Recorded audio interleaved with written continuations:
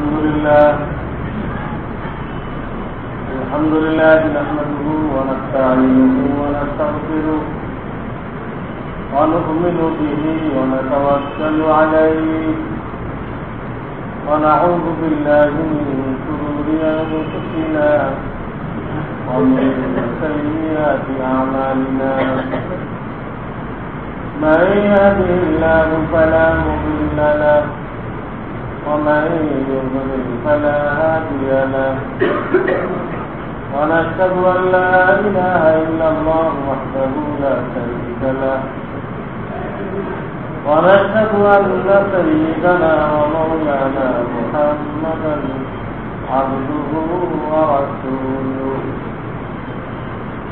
صلى الله تعالى عليه وعلى آله وأصحابه وبارك وسلم أما بعد فأعوذ بالله من الشيطان الرجيم بسم الله الرحمن الرحيم يا أيها الذين آمنوا اتقوا الله ولتنظر نفس ما قدمت لغد واتقوا الله إن الله خبير بما تعملون. وقال رسول الله صلى الله عليه وسلم من أحب سنتي فقد أحبني ومن أحبني كان معي في الجنة أو كما قال رسول الله صلى الله عليه وسلم. बुजुर्गान मुहतरम बयान चलतेছিল যে আমরা প্রত্যেককে নিজেকে মৃত্যুর জন্য প্রস্তুত রাখি। এটা এমন একটা সত্য যে এই ব্যাপারে আজ পর্যন্ত কেউ মতবিরোধ করে না। আমি বলেছিলাম যে আল্লাহকে অস্বীকার করলে লোক পাওয়া যায়।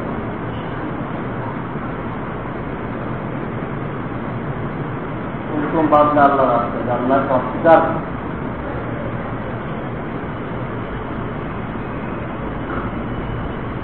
কালকে দেখলাম একজনের বক্তব্য রাখছে, একজনের বক্তব্য রাখছে যে লেখা হয়েছে আল্লাহ সর্বশক্তিমান। তিনি বক্তব্য রাখছেন আল্লাহ সর্বশক্তিমান কিনা আমি জানি না, তবে এটা সম্ভব নিরপেক্ষতা স্লোগানের বিরুদ্ধে। তো আল্লাহ ভয় দিচ্ছেন এক অক্ষরে যে বন্ধ করা ক্লিয়ার যে বক্তব্য দিচ্ছে সমস্ত বক্তব্যের ছাত্র সে বলতেছে হিন্দু তো তার স্বীকার করে, মুসলমান না হোক হিন্দু স্বীকার করে যে আল্লাহ সত্যি সত্যি কি কোন মানুষের কাতার তো পড়েই না, চক্ষু জানাবের কাতারও পড়ে না, পৃথিবী কাতার সেখানে বুঝতে কারণ ওপেন করেন যাচ্ছে আল্লাহ খবর করছিলেন কিনা সে জানে।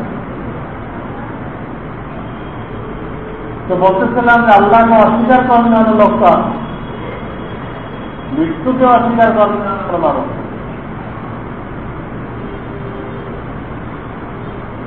এটা এত জ্বলন্ত। অপরদিকে বিভিন্ন জিনিসের ব্যাপারে আমাদের অবহেলা আছে, উদাসীনতা আছে। এই মৃত্যু যে এত বড় জ্বলন্ত সত্য, ধ্রুব সত্য, এর প্রস্তুতের ব্যাপারে আমাদের যে অবহেলা, এটা সর্বোচ্চ অবহেলা। দুনিয়া দুনিয়াতে আমরা যত ব্যাপারে অবহেলা করি তার মধ্যে এর থেকে বড় কোনো বিষয় সম্ভবত নেই যেটার ব্যাপারে আমাদের অবহেলা এর থেকেও বেশি। সবচেয়ে সত্য বলে মানতেছি, আবার সেটার ব্যাপারে সবচেয়ে অবহেলা করছে। এগুলো হালাত, বিচিত্র হালাত। স্বীকার করলাম মরতেই হবে, কেউ থাকতে পারে নাই, পারবেও না। আবার সেটার ব্যাপারে সবচেয়ে উদাসীনতা, চরম উদাসীনতা। আমাদের কাজের দ্বারা বোঝা যায় ওই সত্যটাকে আমরা স্বীকার করি, এটা নিঃশ্বাস মুখে মুখে, অন্তরের থেকে না। অন্তরের থেকে স্বীকার করলে আমাদের কাজকর্মে অবশ্যই তার প্রভাব পরিলক্ষিত হইত, পরিষ্কার বোঝা যায়। মানুষের আচরণ দেখে বোঝা যায় এই লোকটা মৃত্যুর পরে জিন্দগি সম্পর্কে চিন্তা ফিকে রাখে না রাখে না। তার কথা, তার কাজ, তার চলাফেরা, তার উঠা বসা, যে কোনো জিনিস দেখলে ওখান থেকে বের করা যায় যে লোকটা আল্লাহর সামনে দাঁড়াইতে হবে, জিন্দগির সবকিছুর কৈফিয়ত দিতে হবে, প্রত্যেকটা কথার কৈফিয়ত দিতে হবে। যেই কথাটা কি ফায়দার জন্য বলেছি, এটা না বললে তোমার কি ক্ষতি হচ্ছে, এই কাজটা কি ফায়দার জন্য করেছিল, এই কাজটা না করলে তোমার কি ক্ষতি হচ্ছে, এই দৃষ্টিটা কেন দিয়েছিলে, এইটা না দেখলে তোমার কি ক্ষতি হচ্ছে। এইভাবে জিন্দিগির প্রত্যেকটা জিনিস সম্পর্কে এই ফিকিরটা কেন করেছিলে, এই ফিকিরটা না করলে তোমার কি ক্ষতি হতো, এই ফিকির, এই চিন্তা, এই কল্পনা কি তোমার আল্লাহ তোমাকে ইজাজত দিয়েছিল? সমস্ত কর্মকাণ্ড সম্পর্কে এইভাবে চুল চেরা হিসাব দিতে হবে। এই জন্য আয়াতের মধ্যে আছে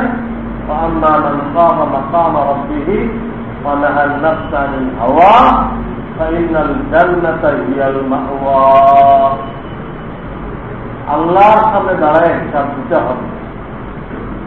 এটাকে যে ভয় পায়, যেটার সামনে আসতেছে, যে এড়ানোর কোনো উপায় নেই, দাঁড়াইতেই হবে,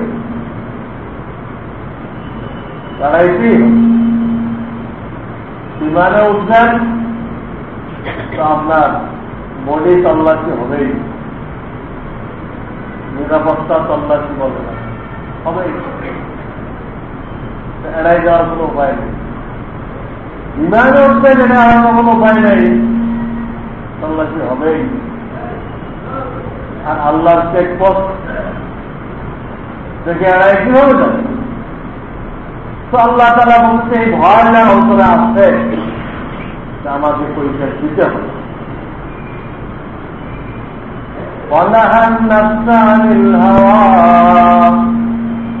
এই চিন্তা যে করবে সে তার নফসকে, তার নফসের খায়সাত থেকে বিরত রাখবে। এই চিন্তা যার মাথায় আছে যে আল্লাহর সামনে দাঁড়াইতে হবে, পরিচয় দিতে হবে, সে তার নফসের সমস্ত দাবি, সমস্ত খায়সাত, সমস্ত কামনা বাসনা সে পুরা করবে না। যেগুলো বৈধ সেগুলো করবে, যেগুলো অবৈধ সেগুলো বাতিল করে দিবে।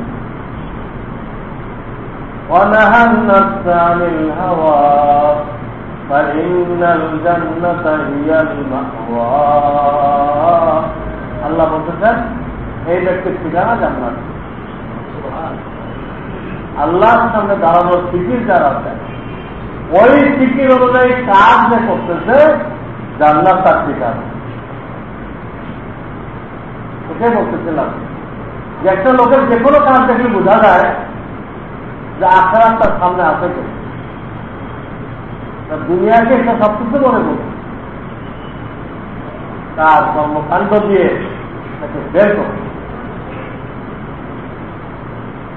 এবং আল্লাহ তাআলা আমাদেরকে পরিষ্কার দায়িত্ব দিয়েছে সূরা হাসর, সূরা হাসরের শেষের দিকে,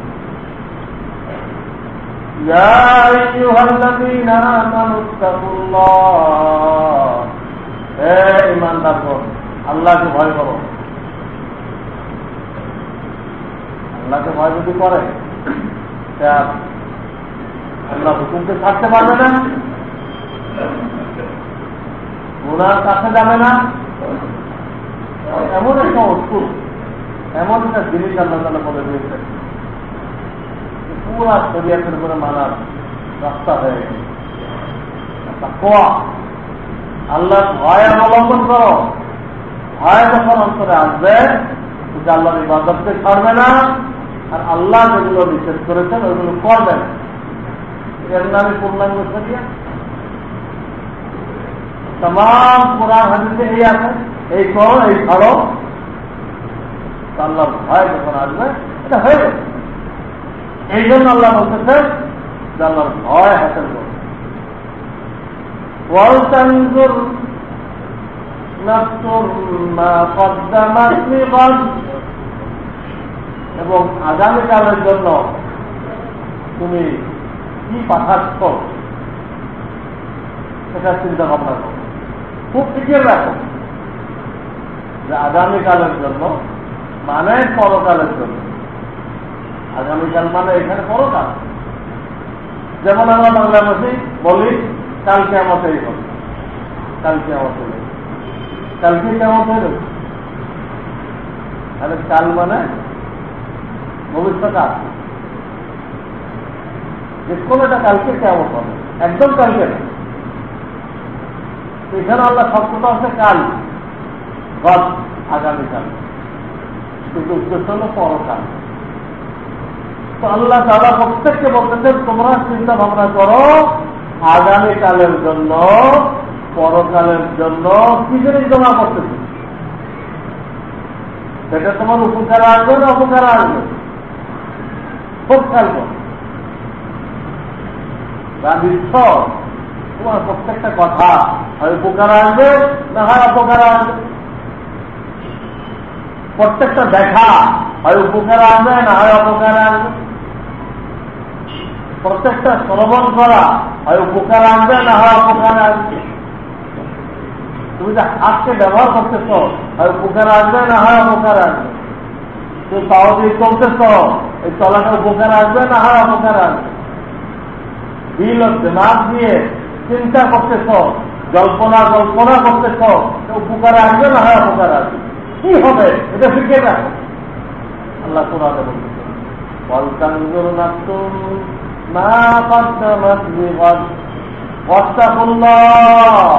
আবার সেটা আছে, শুরু করতেন এটা দিয়ে আল্লাহর ভয় হাসিল করো, আবার শেষ করতেছেন ওটা দিয়ে আল্লাহর ভয় সামনে রাখো।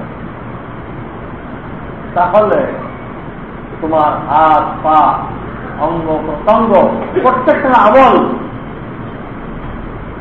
এমন ভাবে হবে যে পরকালে তোমার উপকার আসবে, পরকালে ক্ষতি হবে এমন কোন কাজ তুমি করবে না।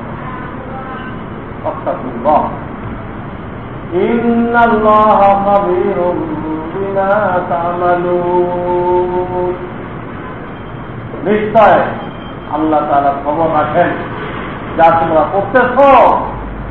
মনে করো না যে সপ্তাহটা কাজ করলাম এটা কি আর রেকর্ড হবে, এটা কি আর জিজ্ঞাসা করা হবে? ওটাও জিজ্ঞাসা করা হবে, ওটাও জিজ্ঞাসা করা হবে। হ্যাঁ, মামুলি মনে করছি, হাসি মজাকের মধ্যে দিয়ে অনেক গুনাহ করে ফেলছি, চিৎকারি করছি, একজনের ইজ্জতে আঘাত আনছি, একজনের মনে কষ্ট দিচ্ছি। আমরা মনে করে মজা করলাম, হাসি খুশি করলাম, এটা আবার এটাও কি আল্লাহ তাআলা আযাব দিবেন নাকি? এটাও কি আমল নামায় লিখে রাখবেন? এটাও কি নেকি মজুর পাল্লায় নাপা হবে? আমরা এই মনে করে ওরাই দিচ্ছি, কিন্তু যখন আমল নামা দেওয়া হবে সেখানে ওইটাও لا يغادر صغيرة ولا كبيرة إلا أحصاها। আল্লাহকে বলছেন আমল নামা যখন দেওয়া হবে বলেন হায় হায় করবে, দেখি কিছু বাদ দেখে নেই, সাতটা মজা তো বলছি, এটাও সেটা লেখা আছে। কেন লেখা থাকবে না? আপনি তো ঠাট্টা মজা করছেন, আরেকজনের তো ইজ্জত মার্ডার হয়ে গেছে, আরেকজন তো বেইজ্জত এও প্রতিপন্ন হয়েছে। এই ধরনের ঠাট্টা মজা যাই হতেও থাকে। তো আল্লাহ তাআলা আপনাকে আমাকে দায়িত্ব দিচ্ছে একটু সামনে রাখা, প্রত্যেকটা কাজের সামনে রাখো যে আখেরাতে আমার উপকার হবে, তার ক্ষতি হবে। উপকার এগুলো করো, ক্ষতিকারক গুলো করো না। এমনকি যেটা লাভও নেই ক্ষতিও নেই এটাও বাদ দাও। তিন রকম কাজ হতে হবে, উপকারী এটা করতে হবে, এটা অপকারী করা যাবে, একটা লাভও নেই ক্ষতিও নেই, মুবাহ এটাও বাদ দিতে হবে, কমপক্ষে কমাই দিতে হবে। এটা আখেরাতের প্রস্তুতির পরিপন্থী, লাভও নেই ক্ষতিও নেই, মুবাহ কমাইতে হবে, কম করতে হবে। মুবাহ কাজ করলে কোনো সব নেই, না করলে কোনো গুণা নেই, এটার ভিতরেও বেশি সময় নষ্ট করা যাবে। মুবাহ পান খাই, মুবাহ খাইলে কোনো সব নেই, না খাইলে কোনো গুণা নেই। আমরা খাওয়া তো জরুরি, সরকারি আমানত, এই বডিটা সরকারি আমানত, এই আমানতের সংরক্ষণের জন্য না খাওয়া বাধ্যতামূলক। না খাই মরতে লাগলে আরাম খাদ্য খেয়ে দানকে রক্ষা করতে হবে। সরকারি আমানত, এই আমানতের হেফাজত করতে হবে, করে এটা দিয়ে আল্লাহকে রাজি করতে হবে, এটা দিয়ে জান্নাতকে হাসিল করতে হবে। নষ্ট করা ইজাজত নেই, যদি এমন কিছু করা যাবে না তবে সরকারি আমানত নষ্ট হবে। যে সমস্ত কারণে মদ হারাম করা হবে আল্লাহর জন্য, এটা একটা কারণ যে এই আমানত নষ্ট হয়ে মৎসরের এই আমানত কি হয়ে যায়, বডির সংরক্ষণে যে আল্লাহ দায়িত্ব দিতে সংরক্ষণ হয়, নষ্ট হয়ে সমস্ত পাপ এক সময় শেষ হয়ে যায়। অনেক ক্ষতি আছে, আকল ঠিক থাকে, এই জন্য কোন মৎসরের বিধি হালাল থাকে না, কোন মৎসরের বিধি হালাল নেই, কারণ আপনার ঠিক থাকে না। আর কিছু বলুক আর না বলুক, তালাক দিতে থাকে, আর কিতাব লিখছে এই অবস্থা তালাক দিলে তালাক করবে, তোমাকে কে মত থেকে দেবে?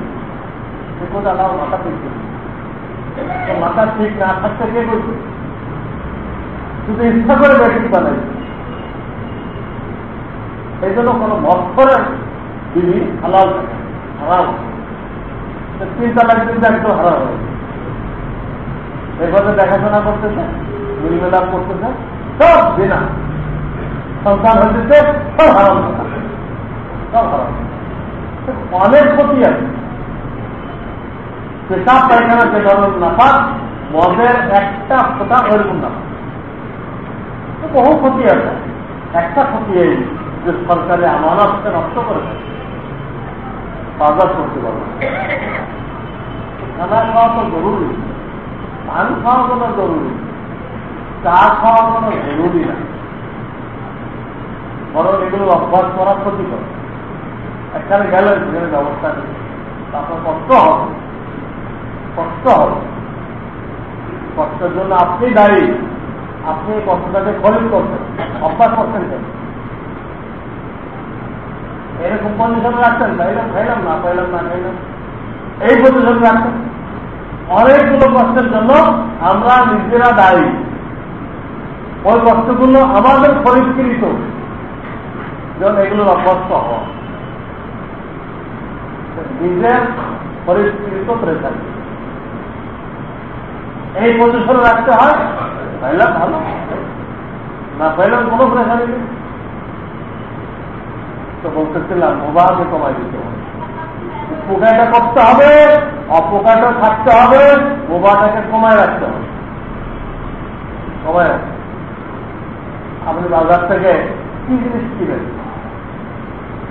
বাজার থেকে কি কিনেন যেগুলো আপনার সংসারে কাজে লাগে, জরুরি প্রয়োজন, খানা খাওয়ার জন্য, বাচ্চাদের জন্য তালাশ করে করে ওইগুলো কিনতেছে, বাইরে কিছু কিনতেছে যেটা কোনো কাজ যায়। তাই আপনার ব্যাগ খালি হয়,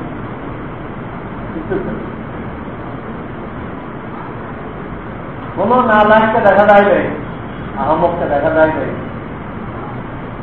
যে উপকারী জিনিস ছাড়া বাজার থেকে ব্যাগ খালি ছিল বলে অপকারী জিনিস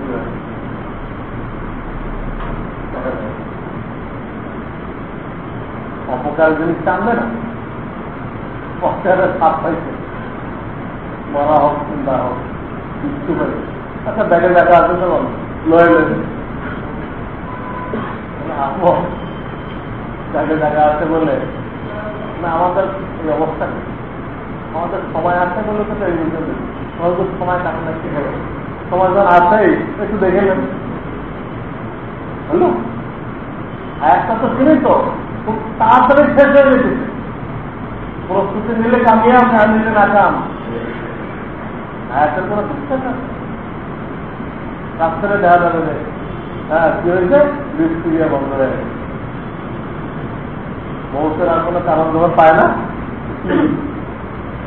বৃষ্টিয়া বন্ধ হয়ে মারা গেছে। কারণ বৃষ্টিয়া খোলা তারিখে মারা যায় না, সবাই তো বন্ধ হয়ে মারা যায়। এরা কিছুই বা কিছু না, কি লিখবো ঘুমের মধ্যে মারা গেছে। সময় আছে বলে আমি টেলিভিশন দেখি, জায়গা আছে বলে আমি আপনি চলে আসবেন, দিদি আপনাকে ঘরে উঠে দেবে থাকলে ভেতরে ক্ষতিকারক, ক্ষতিকারক কেউ এলাও করে। আর যেটা লাভ না ক্ষতিকারক না এটাও যদি আনেন তাও কিন্তু মানবে না। রাস্তায় কতগুলো মাটির চাক্কা পাওয়া যায়, জায়গায় জায়গা মাটির চাক্কাগুলো দিয়ে ব্যাগ ঘুরে দেবে, তারা বিভিন্ন হতভম্ব হয়ে যাবে, এগুলো আনতেন কেন মাটির চাক্কা। আপনি পরীক্ষায় ছিলেন ব্যাগ তো খালি ছিল, খালি ব্যাগ নিয়ে আসবো এটা ভরে নিয়ে আসবো, তো আপনাকে পাতলা বানানোর চিন্তা ভাবনা করে ব্যাগ খালি ঘিরগুলো আপনি এটা আসছেন, এটাতে লাভও নেই ক্ষতিও নেই। মাটির চাক্কা চলে আসছেন, কোনো লাভ হবে না, আমি বিল্ডিং এর মধ্যে মাটির চাক্কা কোথায় রাখবো, আর ক্ষতিও হবে না, ফেলে ফেলে রাখবে, লাভও নেই ক্ষতিও নেই। মোবাইলটা মোবাইল আনছেন, এটা আমরা যদি পারলো না, ক্ষতিকারক আনছেন সাবজেক্টু, আপনাকে উঠতেই দেবেন, কিন্তু আমাদের বুঝতে হবে দেশটার মধ্যে কিন্তু আমাদের পরিবার হয়ে গেছে, দেশটার মধ্যে আমাদের পরিবার হয়ে গেছে। দুনিয়ার ভিডিও আল্লাহ তাআলা দিবে, আবার ওইখানে হুর আল্লাহ তাআলা দিবে, তারা ওইখানে বসে আমাদের আমল নেওয়া দেখতেছে, দেখার আমল নেওয়া তো সাথে সাথে চলে গেছে, সারাদিন আমরা আমল করতেছি, সন্ধ্যার আগেই জান্নাতে উপরে চলে গেছে, দিনের জিম্মাদার ফেরেশতারা রয়ে গেছে। আবার ওইখান থেকে সকাল পর্যন্ত যে আমল করতেছি, রাত্রে ফেরেশতারা ফজরের সময় রয়ে গেছে। প্রত্যেক দিন দুইবার আমাদের আমল নামা উপরে চড়ানো হয়েছে, জমা হয়েছে। আমাদের যারা পরিবার রয়ে গেছে, ভূত রয়ে গেছে, গিলমান রয়ে গেছে, তারা এগুলো দেখতেছে। এখন যদি দেখে যে আমরা ক্ষতিকারক গুলো জমা করছি, ব্যাগের মধ্যে ক্ষতিকারক গুলো ভরতেছি, তারা দুঃখিত হয়েছে, মর্মাহত হয়েছে। আর যদি দেখে লাভও নেই ক্ষতিও নেই, এইগুলো ক্ষতি, তাতেও খুশি হয়েছে। তাহলে এক উদাহরণ যদি আমাদের বুঝে আছে, বাজার থেকে কি আনি, শুধু উপকারীগুলো আনি, ক্ষতিকারকের ধারে কাছেও নেই, লাভও নেই ক্ষতিও নেই, ওখানেও নেই। তাহলে আমাকে এখানে পাঠানো হয়েছে আখরাতের বাজার করার জন্য। দুনিয়ার বাজারে পাঠানো হয়েছে এখান থেকে আখরাতের জন্য যেগুলো উপকারী ওইগুলো খরিদ করার জন্য পাঠানো হয়েছে। বাজারে যাইতে সারা জীবন থাকে না, নির্দিষ্ট সময় থাকে, বাড়ি ফিরে যায়। আমরাও জানলাম থেকে না মার্কেটিং করা যায়, এখানে থাকা যাবে না, মার্কেটিং করে আমার আসল বাড়ি যেতে। তখন দেখা যাবে কি লয়ে আসছে, আপনি আমি এই মার্কেট থেকে কি নিলাম, উপকারটা নিলাম, ছাব্বিশটাও নিলাম, মাটির চাকটাও লইলাম, লয়ে বেকুব হইলাম, কি হইলাম, আজকে তাদের মানুষের সাথে বুদ্ধিমান বুদ্ধিজীবী লাগানো হচ্ছে। এখান পর্যন্ত নির্ভর ওই দিন আর কেউ হবে না। বুদ্ধিজীবীর থেকে নির্ভর আহমদ কেয়ামতের ময়দান আর কেউ হবে না। প্রত্যেকে একজন রিক্সাওয়ালা নামাজি অনেক বেশি বুদ্ধিমান প্রমাণিত থাকে। এই জন্য আমি হাদিস শুনেছিলাম, আল কাইয়িসু মান দানা নাফসাহু ওয়া আমিলা লিমা বা'দাল মাউত। জানি তাকে বলা হবে যে নফসের প্রবৃত্তির আয়সাতকে, কামনা বাসনাকে কন্ট্রোল করেছে, জায়েজ হলে পূরণ করে না জায়েজ হলে পূরণ করে না, এই কাজটা যে করছে। ওয়া আমিলা লিমা বা'দাল মাউত, আর মৌতের পরবর্তী জিন্দেগির জন্য, যেটাকে ইসলামের পরিভাষায় ভবিষ্যৎ বলা হয়। সবাই ভবিষ্যতের প্রস্তুতি নেয়, যেটা আমি বলেছিলাম, কিন্তু ভবিষ্যতের ব্যাখ্যা দিতে দেয় মতবিরোধ হয়েছে। দুনিয়ার যাদের ভবিষ্যৎ 60 বছরের পরে শুরু হয়, রিটায়ার করার পর। আর শরীয়তের পরিভাষায় ভবিষ্যৎ চক্ষু বন্ধ করার পরে শুরু হয়, চক্ষু বন্ধ করার পর। এই হাদিস আল্লাহ রাসূল বলতেছে ভবিষ্যতের জন্য প্রস্তুতি নিয়ে রাখছে, এই হলো জ্ঞানী। আমার সাহেব বলতেন, মানুষ প্রত্যেকে নিজের দাম ঠিক করে, প্রত্যেকে নিজের দাম ঠিক করে। আমি কি পরিমাণ দামি মানুষ যদি বলেন আফসোস, দাম যে ঠিক করে, একটা ঠিক করার তরিকা জানে না, কি ঠিক করতে তা জানে না, তারপরে সে ঠিক করে, সে আসলে যতটুকু দামি তার থেকে নিজের দাম বেশি ঠিক করে। প্রত্যেকে নিজের নিজের দাম ঠিক করে, আমি কি পরিমাণ দাম ঠিক করতে যে সে দামটা বেশি ধরে ফেলে। একটা রোগ আমাদের আছে, বারবার বলে তোমাদের দাম ধরো, নিজের ভালো কথা ধরো, তুমি তো বেশি ধরে ফেলে। তার আলামত কি?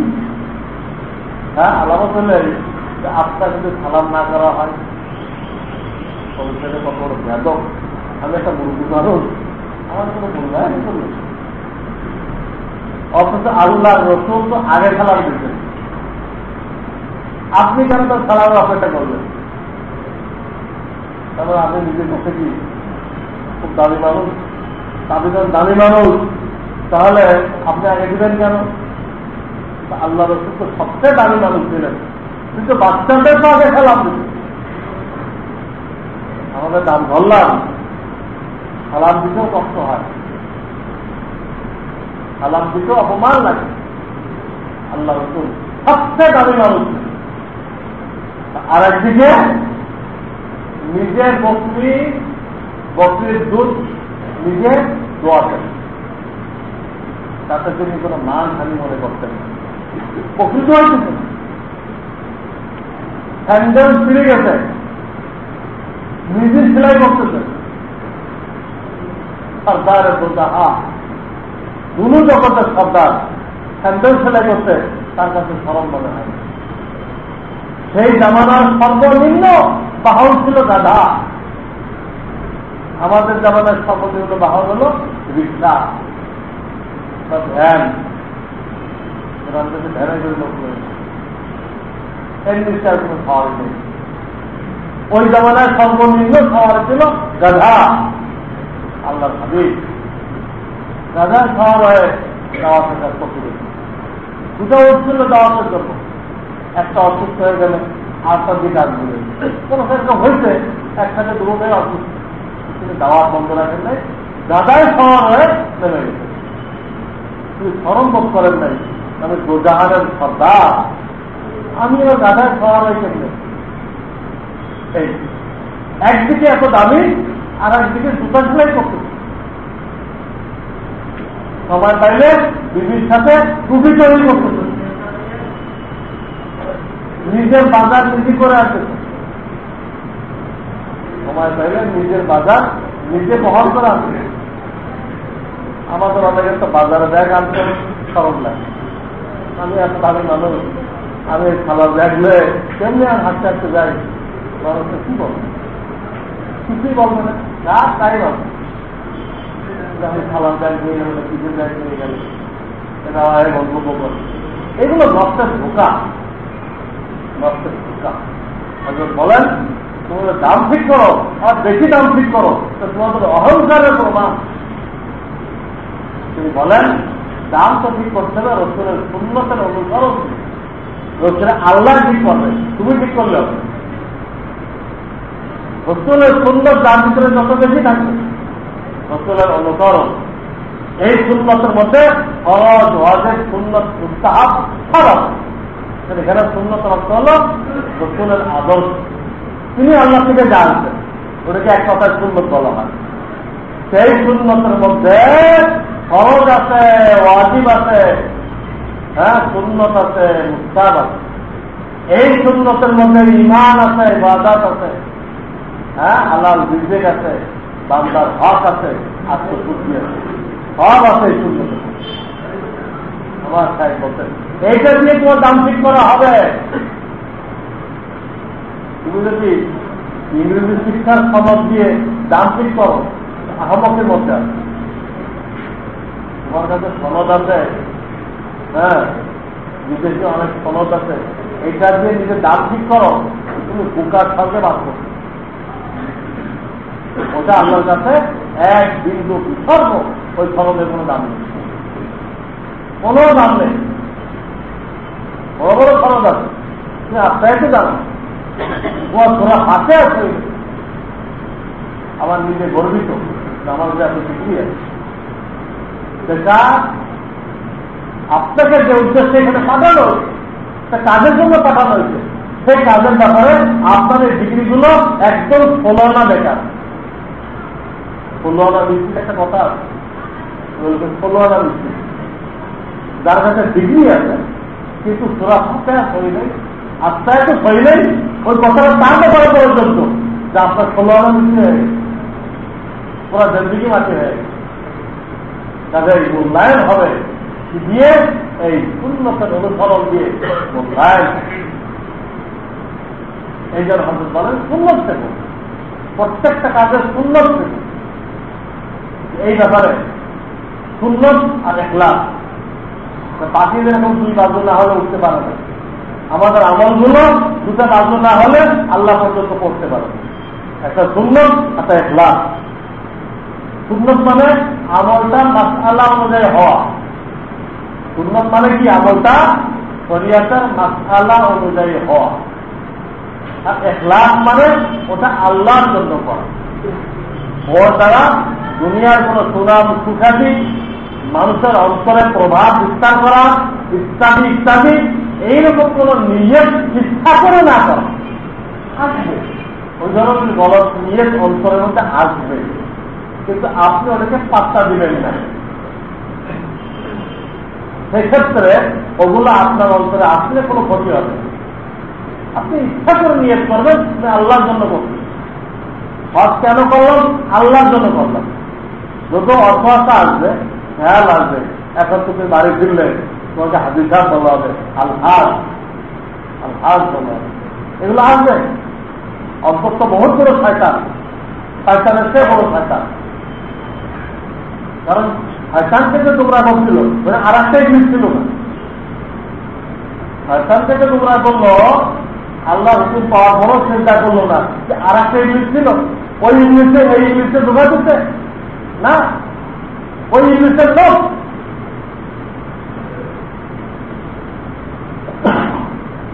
ওই ইবলিসের নষ্টকে ঢোকা দিচ্ছে।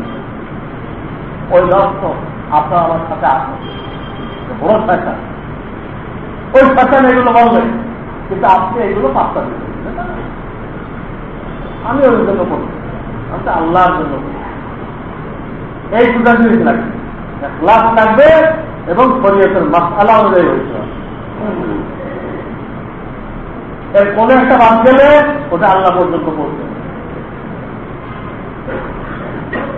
করবে না। যে কোনো ইবাদত হজ করলেন, হ্যাঁ, মসজিদ বানিয়ে দিলেন, শিক্ষা বানিয়ে দিলেন, জনকল্যাণমূলক অনেক কিছু করে দিলেন, নিয়ে যদি হয় মানুষ বাবা দিবে, সামনের ইলেকশনে ভোট বেশি পাবে, এই জন্য করলেন না, এক দারবার পাবো।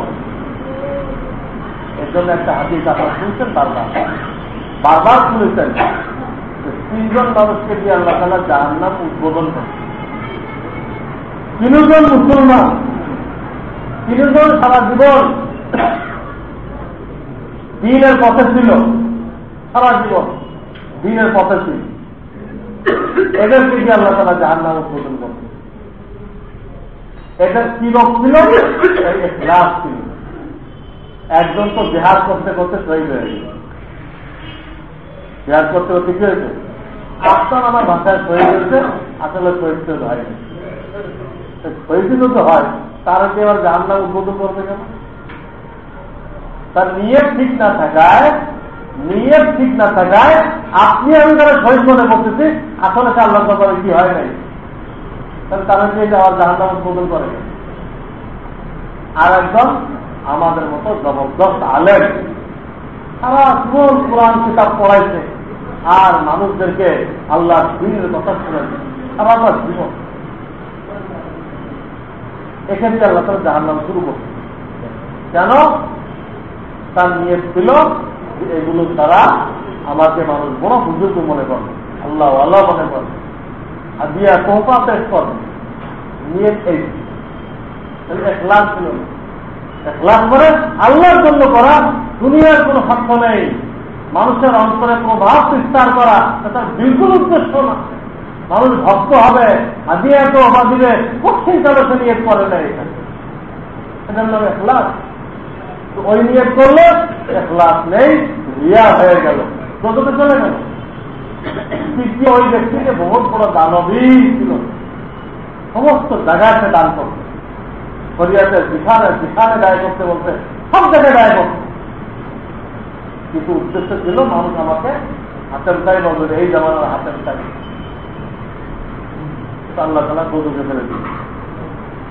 তিনটা লোক ইমানদার ছিল, সারা জীবন দ্বীনের পথে ছিল, কিন্তু তাদের আমলের ভিতরে ইখলাস ছিল না। আল্লাহ সন্তুষ্টির নিয়ত ছিল না, দুনিয়ার নিয়ত ছিল, দুনিয়ার সুনাম তার জিন্দেগি সব আমল মাটি হয়ে গেল। তাদেরকে যে আল্লাহ তাআলা জাহান্নাম শুরু করলেন, আল্লাহ আমাদের ইবাদত করতে দেখা গেল ইখলাস না থাকলে সব কমবে। 2 নম্বর শরীয়তের মসলা যদি না থাকে, ওই একই কথা, তখনও বন্ধ হয়ে যাবে। মসলা অনুযায়ী করলেন, যেমন আপনি সব দিন আসরের আগে 4 রাকাত সুন্নত পড়েন, ভালো, একদিন আপনি পড়তে পারবেন, এমন টাইমে আসছেন জামাত ছাড়াই গেল, আপনার মনে খুব দুঃখ দিয়ে এটা ছুটে গেল, আপনি এটা কাফারা দেওয়ার জন্য কি করলেন? বাড়িতে দরজা জানলা বন্ধ করে 4 রাকাতের জায়গায় 20 রাকাত পড়বে, আসরের নামাজ পড়ে বাড়ি গিয়ে কিন্তু টাইম মতো পড়তে পারে নাই, কাফারা দেওয়ার জন্য বেশি পড়তে হবে। হ্যাঁ, 20 টাকা পড়লেন, কেউ দেখতে পারে না, দরজা বন্ধ। তাহলে এখানে ইখলাস তো আছে, তার অন্য কোনো উদ্দেশ্য না। যদি লোক দেখানোর উদ্দেশ্য হয়তো দরজা জানালা বন্ধ করার কোনো প্রয়োজন নেই। এখলাস আছে, কাউকে সে দেখাইতে চায়নি, এখলাসের কোনো অভাব নেই তার এখানে।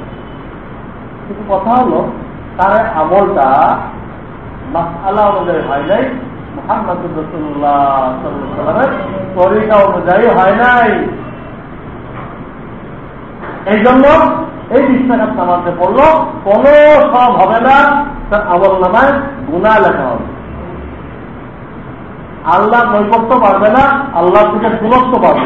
কিন্তু আল্লাহর হাবিব বারবার বলে গেছেন আসরের ফরজ পড়ার পরে আর কোন নকল করা যায়। তিনি বলে গেছেন বহু হাদিস আসছে এই বিচার করে যে উমরি কাজা করতে পারেন, উমরি কাজা করতে পারেন, নকল করা পারমিশন তিনি দেন নাই, মানা করে গেছেন। মানা করা আপনি কেন বললেন? তাহলে রসুলের সুন্নতের পরিপন্থী হবে। ইখলাস আছে। আগে উদাহরণ দিচ্ছি, ওই যে 3 জনকে জাহান্নামে ফেললো, তাদের কিন্তু মাথায় অনুযায়ী হয়েছে, সুন্নত তরিকা হয়েছে, ইখলাস ছিল না, দোজখে গেছে। আর এই লোকটা উল্টা, এর কি আছে?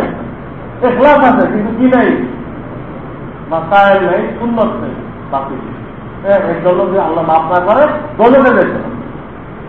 এই জন্য আমি আরেকদিন আপনাদেরকে বলেছিলাম যে সকালে ফজরের নামাজ পড়ে 5 মিনিট আমরা একটু মৌতের মোনাজাত করব। মৌতের মোনাজাত ঘুরে গেলে আমার ইন্তেকাল হয়ে বাচ্চা কাচ্চা সব কাঁদতেছে, বোতলের ইন্তজাম হয়েছে, কাপড় পরানো হয়েছে, জানাজা পড়ানো হইল, কান্দে করে কবর দিকে নিচ্ছে, এই আমার টাকা ডাইন কাছে রাখা হলো, এই বাচ্চার চালি দেওয়া হয়েছে, এখন মিনহা খালাক না তুমি বলে মাটি দেওয়া হয়েছে, সবাই চলে। এইগুলো কি চিন্তা করছে একা, এই 2-1 মিনিট লাগে। তারপরে দোয়া করতে হবে, আল্লাহ আমি দোয়া পর্যন্ত যা কিছু করবো সব যেন আমার এই মুহূর্তের পরে জিন্দিগির পক্ষে হয়, উপকারী হয়, এবং পরকালের জিন্দিগিতে ক্ষতিকর না হয়, ক্ষতিকর হয় এমন কোনো কাজ যেন আমি না করি। আল্লাহ আমাকে তৌফিক দেন। ওই মুরাকাবাটা করে, ওই ধ্যানটা করে, এই দোয়াটা করে আপনি কাজে নেমে যান, আপনার যে কোনো কাজে নেমে যান, নেমে যাই করবেন ওখানে মিলাই দেখবেন যেমন ইখলাস আর সুন্নত থাকতে দেবে। যা করবে ইবাদত করলে এই 2 দিন কাজ করবে। হ্যাঁ, হালাল রিজিকের ভাবত জিকির করলে ইখলাস এবং রাসূলের সুন্নত থাকতে দেবে। বান্দার হক আদায় করতেছে, বিবির হক আদায় করতেছে, ছেলে মেয়ের হক আদায় করতেছে, ওই 2 মিনিট আসতে দেবে। এটা বারবার মিলাইতে থাকে। যা করবো এই 2 মিনিট, সুন্নত আছে কিনা, ইখলাস আছে কিনা, এটা মিলাইতে থাকে প্রত্যেকটা কাজ। ব্যবসায় দোকানে বসে আছে, হ্যাঁ, আল্লাহ আল্লাহ রাসূল বলেছেন হালাল রিজিক অর্জন করো, আমি সেই জন্য বলছি। কোটিপতি হয়ে যায়, সম্মান পাওয়া যাবে, এই জন্য বলছি। হালাল রিজিক আল্লাহ আল্লাহ রাসূল দায়িত্ব দিতে, তাই বলছি। এবং আল্লাহ রাসূল যেভাবে ব্যবসা করতে বলছে ওইভাবে ব্যবসা করবো। আমার মালে কোন ত্রুটি থাকলে ওটা দেখাই দিব আগে, এই ত্রুটি আছে, এই জন্য দাম কম হবে, ওটাকে লুকাইব, লুকাইলে আমার ব্যবসা হারাম হয়ে গেল, হারাম হয়ে গেল। মেড ইন বাংলাদেশকে মেড ইন জাপান বলবো না, হ্যাঁ, পাম অয়েলকে সয়াবিন তেল বানাইব না। এইভাবে আমি খেয়াল করবো ইখলাস এবং সুন্নত সারাদিনে তালি করতে থাকবে, এলো মৌতে কিছু লাগবে। আর শোয়ার সময় 2-3 মিনিট চিন্তা করবো, সারা দিনটা করলাম, হ্যাঁ, এর মধ্যে ভুল কি কি করছি, ভুলগুলো তালাশ করে বুঝে বের করে এইটা আমার ভুল হয়ে গেছে, বাকিগুলো ঠিক হয়েছে আলহামদুলিল্লাহ। বাকিগুলো যেগুলো ঠিক হয়েছে এর জন্য আল্লাহ শুকর আদায় করবো, আর যে কটা ভুল হয়েছে ওই কটার জন্য মনে মনে লজ্জিত হবো, আল্লাহ কাছে মাফ চেয়ে দিব, তারপর ঘুমাইব। ওইগুলোর জন্য শুকর আদায় করবো, ভুলগুলোর জন্য কি করবো, মাফ চাইব, অনুতপ্ত হইব, হয়ে ঘুমাইব, দোয়া করে। এই ঘুমের মধ্যে আল্লাহ আমাকে দিয়েও যায়, তাহলে একটু প্রস্তুতি নিয়ে গেলাম, অপ্রস্তুত গেলাম না। মৃত্যুর সময় তো আল্লাহর সাথে লেনদেন ক্লিয়ার, লেনদেন ক্লিয়ার। কেমনি ক্লিয়ার? ভালো কাজ করছে এই জন্য আল্লাহ সফলতাই করছে, আর যে কটা বন্ধ করছে এই জন্য তওবা করে নিচ্ছে, আল্লাহ কাছে তওবা করে দিচ্ছে। তো তার তো মামলা সব লেনদেন ক্লিয়ার। এখন দেশে চলে গেল, ওই রাত্রি চলে যায়, সে ঘুমের মধ্যে মরে গেল, তাই হাসপাতালে বিক্রিতে মরে গেল, জেলে মরে যায়। প্রস্তুতি নিয়ে মারা গেল, অপ্রস্তুত অবস্থায় মারা গেল। তো আল্লাহ তাআলা আমাদের সকলকে এইভাবে প্রত্যেকটা দিন যেন প্রস্তুতি নিয়ে চলার তৌফিক দান করেন। আলহামদুলিল্লাহি রাব্বিল আলামিন।